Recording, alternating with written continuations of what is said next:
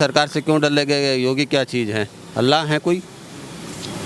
जो देश के हित में बात करेगा हम उसका स्वागत करते हैं, और जो देश के हित में बात नहीं करेगा वो चाहे जो हो, हम उसको अपने जूते की नोक पे रखते हैं। नफरत नहीं, कोई नफरत है? मैं हिंदू। भैया यहाँ नफरत, आप मेरे साथ नए घाट चलिए, आप मेरे साथ हनुमानगढ़ी चलिए। नमस्कार, मैं अरुणेंद्र कुमार और आप देख रहे हैं दी लोकसभा।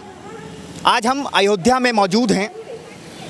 आपने बाबरी मस्जिद का जिक्र सुना होगा अयोध्या में, राम जन्मभूमि का जिक्र सुना होगा अयोध्या में, लेकिन आज हम एक और मस्जिद पे हैं, साबरी मस्जिद। और राम जन्मभूमि के बाद, बाबरी मस्जिद के बाद ऐसा बताया गया कि हिंदू मुसलमान बहुत ज़्यादा आपस में खफा हैं एक दूसरे से।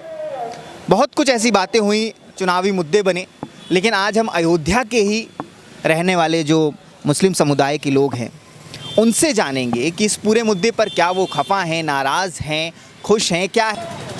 बाबरी मस्जिद की जगह जन्मभूमि बन गई, इस पर आप क्या कहें? भाई इस पर कोर्ट का जो फैसला आया उसको हमने दिल की गहराई से उसका स्वागत किया, लेकिन अब सवाल ये है कि हमारी बाबरी मस्जिद जहाँ बननी चाहिए थी अयोध्या के अंदर, हमारे पास तमाम ज़मीनें पड़ी हुई थी। यहाँ से 20 किलोमीटर दूर, 30 किलोमीटर दूर ज़मीन दी गई। अब अयोध्या का मुसलमान 30 किलोमीटर दूर नमाज पढ़ने कैसे जाए आए? ऐसा नहीं है। यहाँ पे हिंदू और मुसलमान आज तक 49 के बाद कभी एक दूसरे में कभी कोई वाद विवाद नहीं हुआ। वाद विवाद किया वो कौन? वाद विवाद जो भी हुआ वो बाहरी लोगों ने किया था। जो भी बाहरी लोग आए थे वो दंगाई थे, वो हमारे अयोध्या के लोग नहीं थे। ऐसा कुछ नहीं हुआ आज तक। हम तो भाई अयोध्या में एकदम ऑन रोड हैं। बाबरी मस्जिद के सामने जो अब राम जन्मभूमि है उसी के सामने मेरा मकान है। तमाम मकानात ऐसे हैं। कभी आपको खतरा नहीं लगा? कभी कोई खतरा हमको एहसास नहीं हुआ। अगर ये भगवान राम की धरती है तो यहाँ एक शीश पैगम्बर अलैहिस्सलाम की मज़ार भी है। मैं ये अगर हिंदुस्तान में हिंदू मुस्लिम सिख ईसाई चारों भाइयों को एक साथ देखा जाए तो ये भी हमारे एक शीश पैगम्बर का भी स्थान है। तमाम हमारी खानगाहें हैं, तमाम बुज़ुर्गान दीन की यहाँ मज़ार हैं, का 100 कुछ मस्जिदें हैं, 100 कुछ कब्रस्तान हैं, जिसका उनका भी सौंदर्यीकरण किया जाए, ताकि एक मैसेज पूरी दुनिया वर्ल्ड को जाए कि यहाँ पे हिंदू और मुसलमान दोनों समुदाय के धर्म स्थल हैं, दोनों समुदाय एक साथ रहते। हम तो ये कहते हैं कि कहाँ हैं हिंदू मुसलमान? हम तो अयोध्या में रहते हैं। ये तो कहा जाता है योगी जी जो हैं वो मुसलमानों के बड़ा खिलाफ। देखिए ऐसा है, ये सब राजनीति प्रोपेगेंडा है ना। वो अपने राजनीति चमकाने के लिए ऐसा माहौल पेश करते हैं ताकि लोग जो है उनका वोट बैंक बन पाए, बस ये मामला है। कौन ऐसा करता है? भाई जो ऐसा चाहते हैं कि मुसलमानों के दिल में मुसलमानों के ख़िलाफ़ नफ़रत पैदा करें ताकि उनका वोट बैंक बन पाए, उनकी राजनीति चमक जाए, निखर जाए, आगे आने वाले चुनाव में उनकी जीत हो जाए। उत्तर प्रदेश में आपको डर लगता है रहने में? नहीं। कब से रह रहे हैं आप यहाँ? हमारे यहीं पे पैदाइश हुई है, हमारे दादा बाबा की पैदाइश यहीं हुई है। अयोध्या जी में? जी, हमारा घर भी यहीं पे है। अच्छा। हमें तो नहीं राम मंदिर बन रहा है, तकलीफ़ हुई? तकलीफ़ क्या? आप तकलीफ़ जो कोर्ट बोल दिया आपको, उसमें तकलीफ़ क्या? हमारे दादा इमाम भी थे मस्जिद के, तो उन्होंने नमाज वहाँ पे पढ़ाई थी, इस बात की तो तकलीफ़ है ही है। लेकिन अब जब कोर्ट ने कह दिया कि वहाँ पे ये बनेगा तो हिंदुओं से घृणा वाली बात नहीं। हमारे यहाँ हिंदुओं से सब बोलचाल है, हिंदू ही हमारे समझ आशीषी हैं।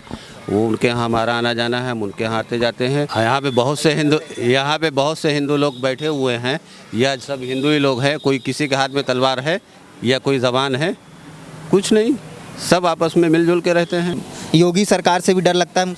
नहीं, योगी सरकार से क्यों डर लगेगा? योगी क्या चीज़ है? अल्लाह है कोई? वो भी एक आम आदमी, हम भी एक। अल्लाह वाली बात नहीं, लेकिन उत्तर प्रदेश के मुख्यमंत्री हैं ना, तो कहा जाता है कि मुसलमानों को दबा रहे हैं कोई, जैसे वो अपने लिए अपना सही कर रहे हैं। क्या दबा रहे हैं? कुछ नहीं, किसी का ले रहे हैं। मुख्तार अंसारी का इनकाउंटर करवा दिया, अतीक अहमद का मकान मकान गिरवा दिया, जेल में डलवा दिया।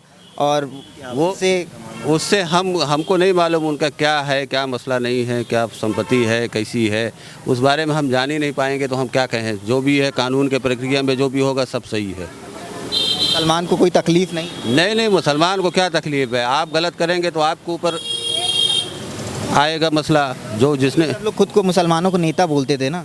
नेता बोलते हैं, अब नेता कहने से तो हो ही नहीं जाएंगे, लेकिन अब कोई नेता है तो उसको हम क्या कह सकते हैं? नेता इंसानी तो होते हैं। वो मुसलमानों को चुन करके टारगेट करके हिट लिस्ट बना रही है, एनकाउंटर कर। ऐसी कोई बात नहीं है, मुसलमानों को टारगेट नहीं, बल्कि अभी वो विकास दुबे और तमाम जो अपराधी किस्म के हैं वो किसी धर्म के नहीं होते हैं। जो ऐसे लोग होते हैं, चाहे मुख्तार अंसारी हो, चाहे अतीक अहमद हो, या जो भी माफिया टाइप में लोग हैं, उनकी कोई जात धर्म नहीं होती है। उनको हिंदू मुसलमान से नहीं जोड़ना चाहिए, क्योंकि इतना सब कुछ होता है कि वो किसके काम आते हैं। इस्लाम में या मुसलमानों में ऐसी कोई मैसेज हम लोगों के अंदर नहीं है कि अतीक अहमद हुए या फलान। भाई उन्होंने नाजायज़ तरीके से अगर धन इकट्ठा किया है, धन अगर वो नाजायज़ तरीके से पैसा कमाया है, तो वो उसका विकास को कैसे देखते हैं आमिर साहब? विकास ही विकास दिख रहा है, आप ही देख लीजिए।